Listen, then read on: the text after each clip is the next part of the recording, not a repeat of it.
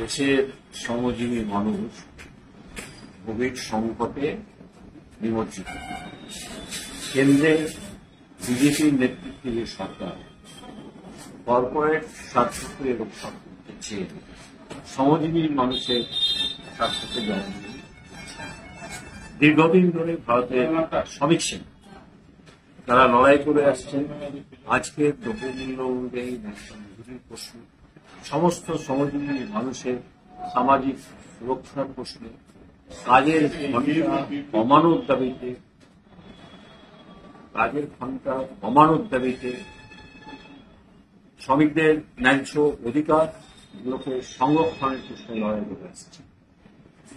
শ্রমিকদের এই যে দাবি, ভারতবর্ষের শ্রমজীবী মানুষের দাবি, সেইগুলোর প্রতি নজর দেওয়ার সময় আমাদের দেশের কেন্দ্রীয় সরকারের পায় না। যে শাসক দল কেন্দ্রীয় সরকার পরিচালনা করছেন বিজেপি, সেই রাজনৈতিক দলের কাজই হচ্ছে ভারতবর্ষের বৃহৎ পুঁজির স্বার্থ, বিদেশি পুঁজির স্বার্থ রক্ষা করা। সেই জন্যে আজকে উল্টো পথে তারা হাঁটছেন।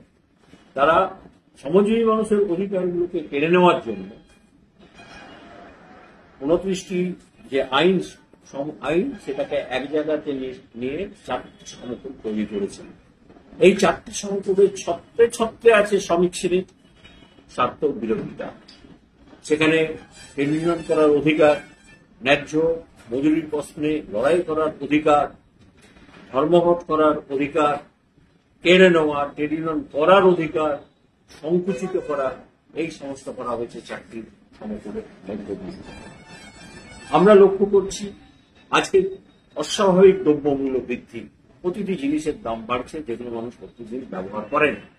আমরা চাই জিনিসপত্রের দাম কমানো হোক, কেন্দ্রীয় সরকার ব্যবস্থা নিক এবং দ্রব্যমূল্য বৃদ্ধির সঙ্গে সঙ্গতি রেখে একটা ন্যূনতম মজুরি শ্রমিকদের জন্য করা যাও কেন্দ্রীয় সরকারের নজরে আসে না।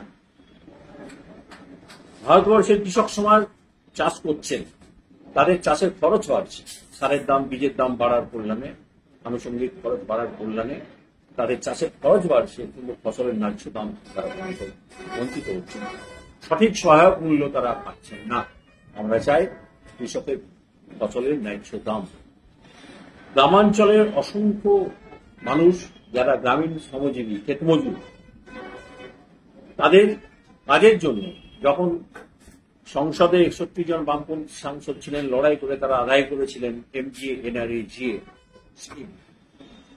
আমাদের দাবি আজকের যে দ্রব্যমূল্য বৃদ্ধি, তার সঙ্গে সংগতি রেখে তার মজুরি বৃদ্ধি করা হোক, 600 টাকা করা হোক এবং কাজের দিন 100 জায়গায় 200 দিন করা হোক।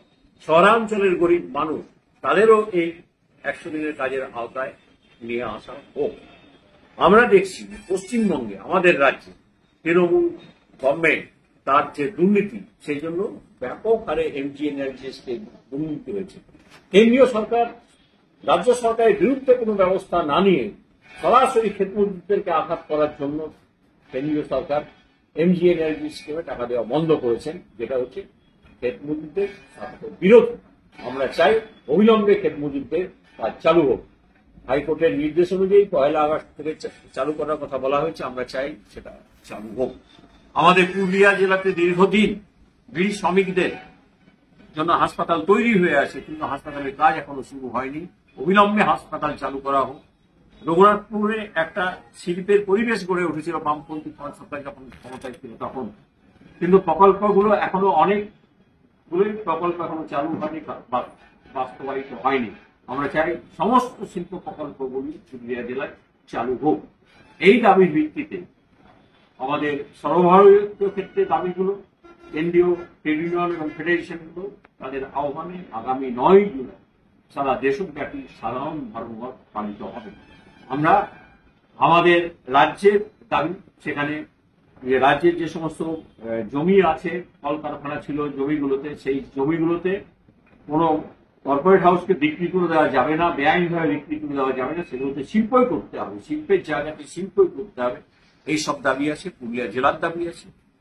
এরই ভিত্তিতে আগামী 9 জুলাই সাধারণ ধর্মঘট সংগঠিত হবে। আমরা আমাদের জেলার সমস্ত শ্রমজীবী মানুষের কাছে চাই, আহ্বান জানাই, যে এই ধর্মঘটে আপনারা সামিল হন, 9 জুলাই ধর্মঘটে সফল করে তুলুন।